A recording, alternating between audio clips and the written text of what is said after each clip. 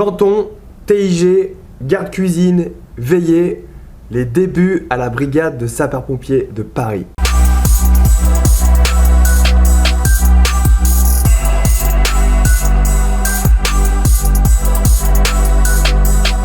Bonjour à tous, bienvenue dans cette nouvelle vidéo. Aujourd'hui, je vais répondre à un commentaire. C'est pas un commentaire, mais c'est lors de mon dernier live sur ma chaîne YouTube. J'ai un mec qui est venu sur le chat et qui m'a dit qu'il était déçu par la brigade de sapeurs-pompiers de Paris, notamment parce qu'il y avait les plantons, les gardes cuisine, les veillées stationnaires, les TIG, tout ça, et qu'on ne l'avait pas prévenu avant de s'engager. Donc je voulais en parler, je me suis dit il faut absolument que je fasse une vidéo sur ça, c'est intéressant. Et je voulais vous faire part de mon expérience et vous dire ce que j'en pense. Ok, let's go! Donc déjà pour commencer, qu'est-ce que le planton? Voilà. En fait, quand vous rentrez à la brigade de sapeurs-pompiers de Paris, vous êtes un nouveau, un piaf, un jeune. Donc c'est normal de passer par des étapes et prendre des piquets, des gardes différentes d'un ancien. C'est normal. Et quand on commence, on peut avoir à faire des tâches plus ou moins ingrates. Ingrate, c'est un grand mot, mais c'est des tâches qu'on fait au début. Voilà, c'est comme ça que ça fonctionne. Tu viens d'arriver, tu fais le taf du nouveau. Voilà, tout simplement. Et c'est comme ça dans beaucoup de métiers, hein, je vous rassure. Mais à la brigade de sapeurs-pompiers de Paris, ça fonctionne comme ça. Tu rentres en tant que sapeur, t'es le nouveau. Donc du coup, tu prends des gardes. Tu peux prendre des gardes plantons. Donc qu'est-ce que c'est que les gardes plantons? C'est celui, dans certaines casernes, pas dans toutes les casernes, c'est celui qui va ouvrir les portes de remise quand ça va partir sur intervention, qui va se mettre au milieu de la rue et qui va faire la circulation pour bloquer les voitures, pour que les engins de secours puissent décaler sans aucun danger. Donc bien sûr, ce n'est pas une tâche ingrate. Ça peut paraître ingrat, mais ce n'est pas ingrat parce que c'est vachement utile. Vous allez mettre un petit GHV, les gilets haute visibilité, mettre le casque avec souvent un panneau stop, et vous allez sortir dans la rue et faire la circulation. Souvent le sapeur qui fait le planton, a d'autres rôles dans la caserne. Donc voilà, après moi j'ai jamais été planton, j'ai jamais connu ce rôle-là, mais quand j'ai été réserviste, j'ai vu un peu les plantons, comment ça fonctionnait. Et donc voilà, des fois ces mecs-là vont prendre une veillée au standard ou faire d'autres missions. Donc voilà, ça peut être un piquet que vous pouvez prendre. Donc voilà, c'est pas forcément le plus intéressant, mais c'est vachement utile pour le bon fonctionnement d'une garde. Donc voilà, planton. Ensuite, j'ai oublié, il y a aussi le garde camionnette. Des fois, vous allez prendre garde camionnette. Donc là aussi, c'est pas forcément le meilleur taf. En gros, celui qui va être affecté à la camionnette pendant 24 heures, donc le plus souvent des sapeurs, les nouveaux, vous allez en fait avoir des missions au sein de la compagnie. Donc le plus souvent, c'est conduire les soupes. Ce qu'on appelle les soupes, c'est par exemple la nourriture qu'il va falloir apporter dans les centres de secours. Si tu es en PC de compagnie, t'es rattaché à des centres de secours. Bref, c'est tout un fonctionnement. Et en gros, sa mission, ça va être d'aller emmener les soupes, la nourriture dans les CS, dans les centres de secours. Après, ce mec-là, il pourra faire plein d'autres missions, comme aller chercher du personnel, je sais pas, emmener un personnel par exemple à une visite médicale, le ramener, voilà, il peut faire plein de trucs. Le garde camionnette, il peut aussi transporter par exemple plusieurs collègues pour un cross. Voilà, c'est un peu le taxi qui a le rôle de conduire soit des objets, soit de la nourriture, soit du personnel. Voilà, donc voilà, c'est pas non plus le taf, mais le super taf, mais c'est vachement utile pour le bon fonctionnement de la caserne. Ensuite, donc voilà, il y a ça que j'avais oublié. Ensuite, il y a les veillées. Donc les veillées, on passe tous par faire des veillées. On en fait tous. Autant le sapeur que le caporal-chef, tout le monde fait des veillées. Ça dépend à quelle heure. Voilà, souvent les sapeurs et les nouveaux vont faire les veillées la nuit. Bien sûr, là, ça a tendance à évoluer parce que maintenant, le standard il y a du nouveau matos et voilà. Mais à l'époque, en tout cas, ça fonctionnait comme ça. C'est-à-dire que de 3h à 6h, il y avait toujours un sapeur qui faisait une veillée, parfois accompagné d'un caporal, parfois pas. Voilà, ça dépend, les compagnies, ça dépend le fonctionnement des casernes et souvent les veillées, il n'y en a pas forcément dans les centres de secours. Voilà, moi je vous parle d'une chose, ça remonte à plusieurs années, ça a évolué. Parce qu'à l'époque il fallait vraiment quelqu'un dans le standard. Maintenant la nuit je crois qu'il est possible de dormir, enfin je sais plus trop comment ça fonctionne, mais sachez que vous aurez à prendre des veillées et les veillées vous pouvez aussi les prendre par exemple de 18h à 20h pour remplacer le stationnaire qui lui va manger. Ça peut être ça aussi les veillées. Les veillées voilà, c'est être au standard, mais sachez que vous ne prendrez pas de garde standard. Vous ne serez pas au standard pour 24 heures parce que ça c'est le rôle du caporal, du chef d'équipe. Mais voilà, vous pourrez être amené à remplacer ce stationnaire pour différentes raisons, pour qu'il aille faire sa séance de sport, voilà. Il y a plein de raisons valables. Mais il faut le savoir. Et le standard, c'est quand même, il faut le savoir aussi, c'est quand même une tâche assez, parfois, qui peut être compliquée. Répondre au téléphone, faire décaler les engins, tout ça. Et parfois en même temps, quand ça bouge beaucoup. Donc parfois, ça peut être un peu compliqué, ça peut faire peur. Moi, j'étais vachement stressé par le standard, mais un truc de ouf, hein, j'en dormais plus. Mais voilà, c'est un passage oblige. C'est souvent là, appeler chercher des mecs dans la caserne ou alors c'est les autres casernes qui t'appellent pour savoir à quelle heure l'engin s'est présenté sur intervention. C'est tout des trucs comme ça, répondre à la radio. Tout ça, c'est des choses que voilà, de toute façon vous allez l'apprendre, hein, c'est pas un souci, ça fait partie du job. Même si ça fait un peu peur, ne vous en faites pas, vous serez formé et ça va bien se passer. Ensuite, donc ça c'était l'éveillé, on a dit la camionnette. Ensuite, garde cuisine. Il est possible aussi que vous preniez du garde cuisine. C'est quoi le garde cuisine? Ça veut dire ce que ça veut dire. C'est celui qui va faire à manger pour toute la caserne. Bien sûr, autant le mec qui fait des veillées, le mec qui fait du garde cuisine, il peut être aussi affecté à un engin, à un premier secours, pas forcément un VSAV, mais peut-être à un fourgon. Voilà, c'est le mec, il n'est pas forcément là que pour faire de la veillée, il sera pas là que pour faire de la garde cuisine. Dépend les casernes, il y a des casernes, des compagnies où le garde cuisine, il sera 24 heures garde cuisine, il sortira pas de sa cuisine. Mais après, il y a dans les centres de secours, les plus petites casernes, par exemple le premier servant du fourgon ou le deuxième servant du fourgon, il sera garde cuisine. Et donc garde cuisine, ça peut être aussi une tâche ingrate, mais ça ne l'est pas parce que c'est faire à manger pour tout le monde et on aime tous manger.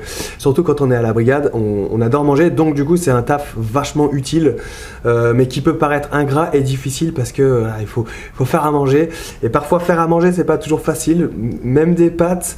C'est facile pour faire pâtes pour 2-3 personnes, mais quand c'est pour 20, 30, voire plus, 40 personnes, ça devient un peu plus compliqué. Et parfois on se retrouve avec les sapeurs qui font, comment on appelle ça, des pâtes toutes collées, là, enfin un gâteau de pâtes. Ça arrive, et voilà. Ça fait partie des tâches qu'un sapeur peut avoir à faire. Donc voilà, je voulais juste vous le dire parce que moi quand j'ai vu ce message là ça m'a un peu déçu. Je me suis dit le mec il est rentré à la brigade pour quelque chose et il a été déçu par tous ces rôles là.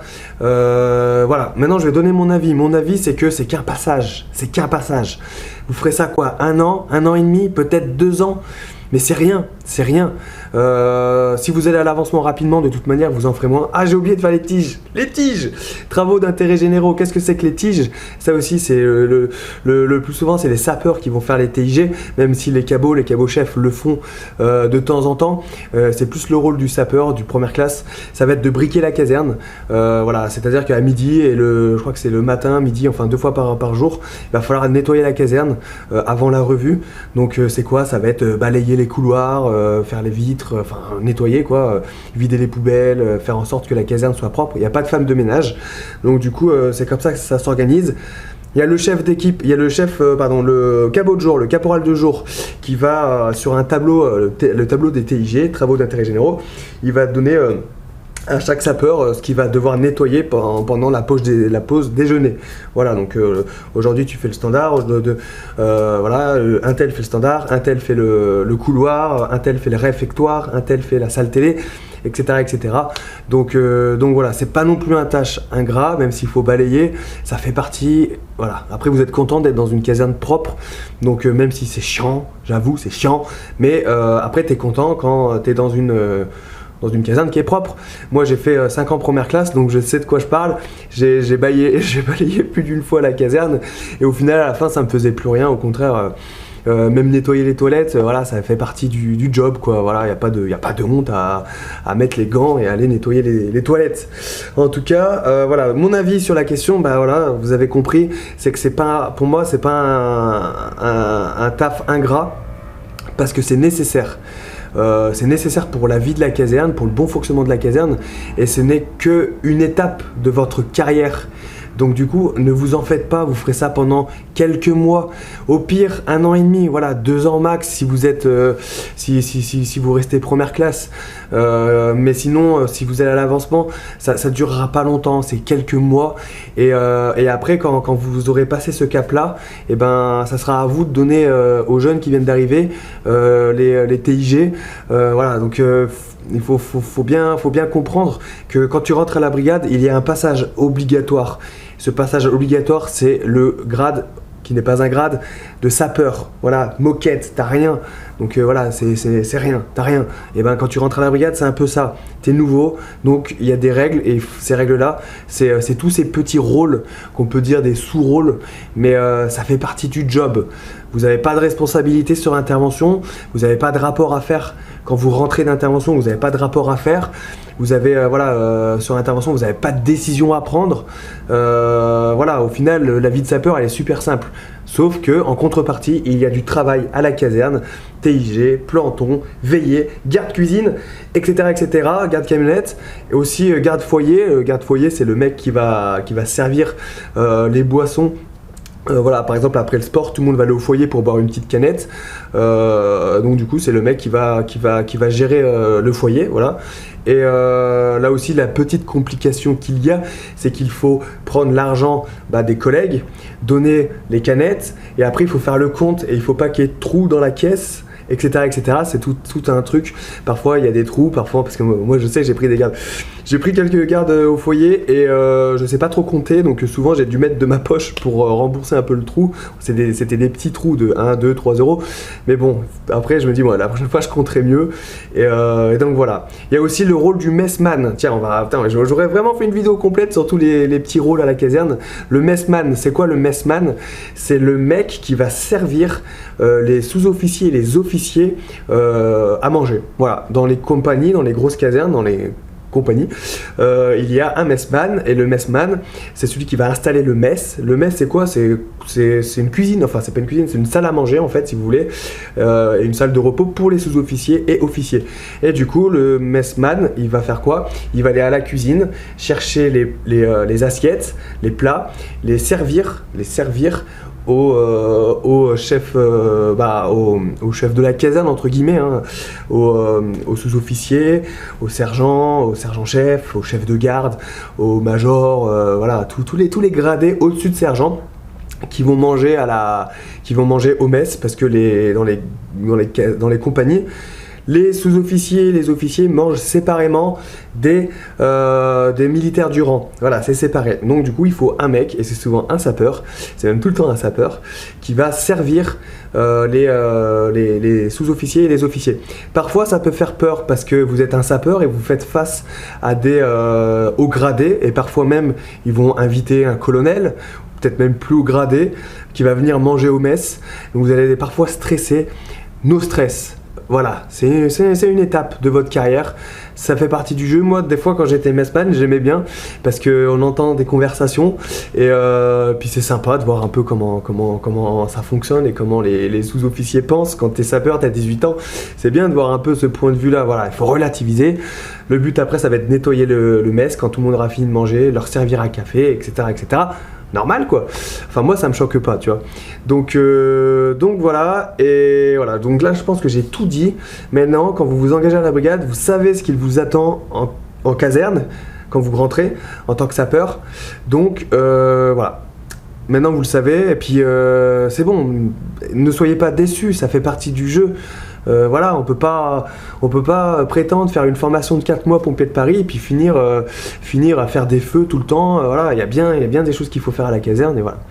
Donc ne soyez pas déçus et quand vous vous engagez, voilà, sachez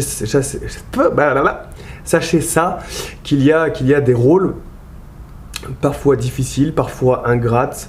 Voilà, après tout dépend comment on le prend, mais voilà, il n'y a aucun souci, ça fait partie du bon déroulement. Et sachez aussi que tout le monde, j'ai lu qui clignote. Sachez aussi que tout le monde, tous les gradés, tout le monde, tous ceux, voilà, même quand t'es messman, tu vas servir à un sergent-chef, et ben ce mec-là, il est passé par ce que tu es en train de passer, par ce que tu es en train de vivre. Tout le monde est passé par là, tout le monde est passé par la case sapeur. Donc tout le monde est passé par là, tout le monde sait comment ça se passe. Donc voilà, il n'y a pas de souci. Assume, sois fier, fais ton job, fais-le bien. Et ça va bien se passer. Voilà, merci d'avoir regardé cette vidéo. J'ai parlé un peu vite, mais c'est un sujet qui m'a un peu excité parce que quand on en parlait lors du live, d'ailleurs je vous rappelle que je fais un live tous les samedis sur ma chaîne YouTube. Bah du coup c'est un mec qui était déçu et j'étais un peu deg pour lui parce qu'il l'aurait su avant. Bah peut-être que il aurait été content et enfin ça lui aurait pas posé de problème. Donc voilà, maintenant vous voyez cette vidéo, vous dites que voilà il y a ça à faire, ça fait partie du jeu. Vous savez pourquoi vous signez. N'hésitez pas à partager cette vidéo à vos amis, surtout à ceux qui veulent rentrer à la brigade. Au moins, ils auront tous les tenants et les aboutissants. Je continuerai à faire des vidéos comme ça pour vous expliquer un peu comment ça marche. C'est le genre de vidéo que vous adorez, donc tant mieux. Et puis voilà, n'hésitez pas donc à la partager, n'hésitez pas à vous abonner à cette chaîne YouTube HDPTV. Comme ça, on discute un peu de tout ça avec plaisir. Commentaires aussi, n'hésitez pas à commenter. N'hésitez pas à nous donner soit des anecdotes, à me donner des anecdotes, ou est-ce que vous avez été déçu quand vous êtes rentré à la brigade? Par quoi vous avez été déçu? Voilà, on peut en discuter. Et puis voilà, dites-nous voilà, si tu aimes faire des TIG, dis-le dans les commentaires. Et puis voilà, pouce bleu, n'hésitez pas à mettre des pouces bleus à cette vidéo. Et voilà, abonnez-vous, comme ça vous pouvez suivre toutes mes péripéties, mes aventures et voilà, vous en saurez davantage sur le métier de pompier en France. Merci d'avoir regardé cette vidéo, on se retrouve donc demain pour une nouvelle vidéo. Rompez, que Sainte-Barbe vous protège. Et à demain les amis, ciao. Ça fait mal. Ciao.